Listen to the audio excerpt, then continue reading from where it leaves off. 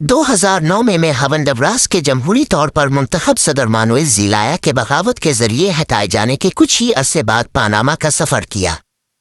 मेरा मकसद लातीनी अमरीकी सियासी अंदरूनी अफराद से राब्ता कायम करना था। कारोबारी रहनुमा, सरकारी एहलकार, NGO के कारकुन जो अर्जेंटाइन, कोलंबिया, ग्वाटेमाला, पनामा और अमरीका से थे, नीज असातिज़ा, टैक्सी ड्राइवर, वेटर, दुकानदार और यूनियन के कारकुन।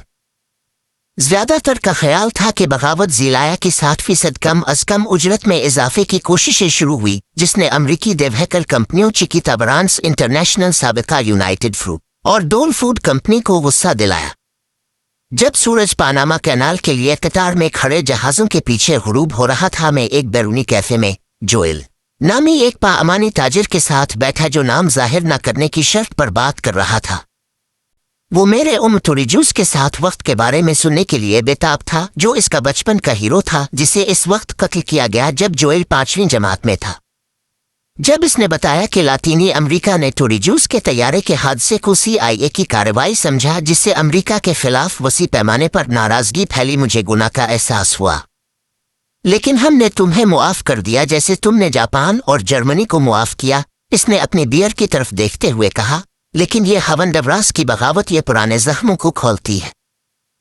इसने इंकिशाफ किया कि इसके एक IMF दोस्त ने मेरी किताब के प्लेबिक से बिल्कुल ज़ेलाया को वर्ल्ड बैंक के कर्जों से राग़िब करने की कोशिश की ताकि हवंडवरास का कर्जा बढ़े और उसके इत्तेहादियों को दौलतमंद बनाया जाए। जब रिश्वत नाकाम हुई तो खौफ के हरबे इस्तेमाल किए गए। ज़ेलाया नहीं झुका, जोएल ने कहा, तो जीकाल्स ने कदम रखा। कम अज कम उन्होंने इसे बचा लिया, टोरिजूस के बरक्स। इसने तिरछा मुस्कुराते हुए कहा, यह सिर्फ हवंडवरास के बारे में नहीं था। अगर उनकी उजरतें बढ़ती हैं तो हर लातीनी अमरीकी मुल्क इसकी पैरवी करता है। हवंडवरास और हेटी मेयार तय करते हैं। हमने ज़ेलाया की तरक्की पसंद पॉलिसियों पर तबादला ख्याल किया। छोटे किसानों के लिए सब्सिडियां, गरीब बच्चों के लिए मुफ्त तालीम और खाना, घर के मालिकान और कारोबारों के लिए कम शरह सूद के कर्जे, गरीबों के लिए मुफ्त बिजली और उजरत में इजाफा। उनसे हवंडवरास की गुर्बत की शरह में तकरीबन 10% कमी आई। जोएल ने कैनाल की तरफ इशारा किया। अमरीका में तुम्हारी याददाश्त मुख्तसर है, लेकिन यहाँ नहीं। हम 1903 में टेडी रोजवेल्ट के इस जमीन को तुम्हारे कैनाल के लिए छीनने को याद रखते हैं। हम जानते हैं कि तुम्हारी कारपोरेट्स और वाशिंगटन का हमारी सियासत में हाथ है। ग्वाटेमाला का आर्बीन्स 1904 में यूनाइटेड फ्रूट की मुखालफत करने पर CIA ने हटाया चली का। इलिंडे 1973 में ITT और CIA ने गिराया। Grenada, Haiti, Argentine, Brazil, Guatemala, Nicaragua, El Salvador, Torrijos, रूडोस। 2002 की शावेज की बगावत की कोशिश, वो करीब आया। क्या मुझे जारी रखना चाहिए? मैं वो तारीफ जानता हूँ। मैंने जवाब दिया, इसीलिए मैं लिखता हूँ और इसीलिए मैं यहाँ हूँ।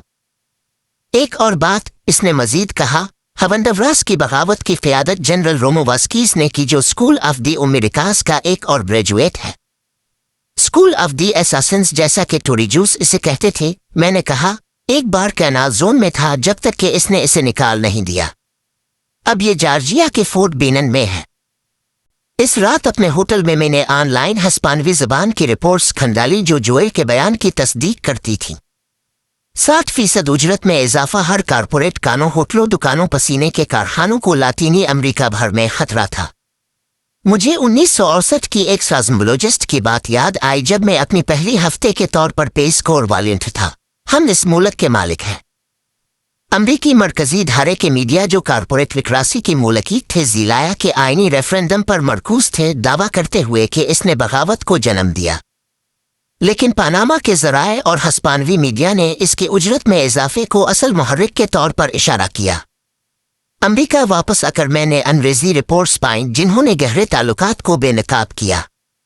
दी गार्डियन ने इंकिशाफ किया कि 2 बगावत के मुशीरों लेनी डेविस, एक क्लिंटन वकील, और लाबेस्ट बेंट रेडक्लिफ के क्लिंटन से करीबी ताल्लुकात थे। डेमोक्रेसी नाउ में रिपोर्ट किया कि चिकिता की ला फर्म कोविंटन एंड बर्लिन ने ओबामा के अटॉर्नी जनरल एरिक होल्डर को मुलाजमत दी थी, जिन्होंने चिकिता का दिफा किया था जब इस पर कोलंबिया के कातिल दस्तों की फंडिंग का इल्जाम लगा था। چیکیتا نے امریکی فہرست میں شامل دہشت گرد گروہوں کو ملازمت دینے کا اعتراف کیا۔ کولمبیا کی عدالت کی سزا کے بعد $25 ملین کا جرمانہ ادا کیا۔ 2011 کے ایک انٹرویو میں زیلایا نے ایمی گڈمین کو بتایا کہ بغاوت اس وقت شروع ہوئی جب وہ لاطینی امریکی اتحاد ALBA میں شامل ہوئے۔ اوٹو ریچ راجر نوریگا اور CIA سے منسلک آرکیڈیا فاؤنڈیشن نے اسے نصف خوراک کی سیکیورٹی کے لیے کمیونسٹ خطرہ قرار دیا۔ دسمبر 2009 میں نے ہاورڈ زن سے پوچھا کہ ہونڈوراس کی بغاوت کا ایکواڈور کے رافیل کوریا کے لیے کیا مطلب ہے۔ اگر میں کوریا ہوتا، انہوں نے کہا، میں گھبراتا کہ میں اگلا ہوں۔ ان کے الفاظ پیشن گوئی ثابت ہوئے۔ ہاورڈ 27 جنوری 2010 کو 87 سال کی عمر میں دل کا دورہ پڑنے سے انتقال کر گئے۔ 30 ستمبر 2010 کو کوریا کے خلاف ناکام بغاوت کی کوشش کو دیکھنے سے محروم رہے۔ اسکول آف دی امریکاز کے ایک گریجویٹ کی قیادت میں اس میں CIA کی خصوصیات تھی، لیکن یہ منفرد طور پر پولیس کی طرف سے چلائی گئی تھی، نہ کہ فوج کے ذریعے۔ کوٹو کی سڑکوں پر فوجیوں نے پولیس سے مقابلہ کیا اور جیت گئے، کوریا کو اقتدار میں برقرار رکھا۔ بہت سے لوگوں نے اس بغاوت کو ایک انتباہ کے طور پر دیکھا، نہ کہ اسے ہٹانے کی حقیقی کوشش۔ بہرحال کوریا نے جلد ہی اپنی تیل کی پالیسیوں کو پلٹ دیا، برساتی جنگلات کے وسیع علاقوں کو تیل کمپنیوں کے لیے نیلام کر دیا۔ میں نے ہاورڈ کے بارے میں اکثر سوچا، اس کی تیز عقل کی خواہش کی جو تاریخ خبروں کو ہلکا کر سکتی تھی۔ اس کی موت نے دنیا کو ایک گہرے مفکر سے محروم کر دیا، مجھے ایک مربی سے۔ میں نے اس کی میراث کو عمل کے ذریعے عزت دینے کا عہد کیا۔